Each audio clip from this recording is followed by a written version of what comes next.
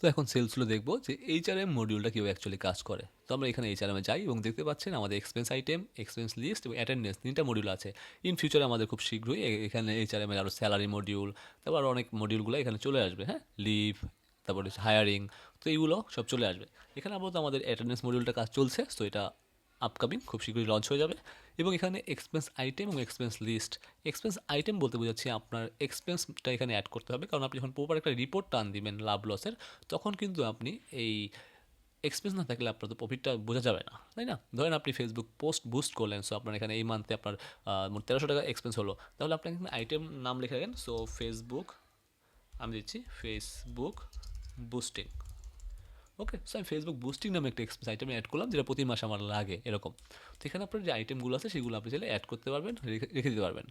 তো এখানে আপনার প্রতি মাসে যখন আসবেন, লাইক এক্সপেন্স লিস্ট, আমার আগের মাসে কত একটা এক্সপেন্স হয়েছে ফেসবুক অ্যাডের, তো আমি এখানে দিচ্ছি। প্রথমত আমি এখানে টাইপ চুজ করলাম ফেসবুক বুস্টিং, তো ইন্টার এক্সপেন্স টাইটেল, সো আমি দিব like Facebook cost of December, right? তাহলে কি হলো যে আমাদের বুঝতে সুবিধা হলো। তো আমি এটা দিয়ে দিলাম 2025, এবং এন্টার অ্যামাউন্ট আমি দিলাম লাস্ট মান্থে আমার টোটাল খরচ হয়েছে 6000 টাকা এরকম।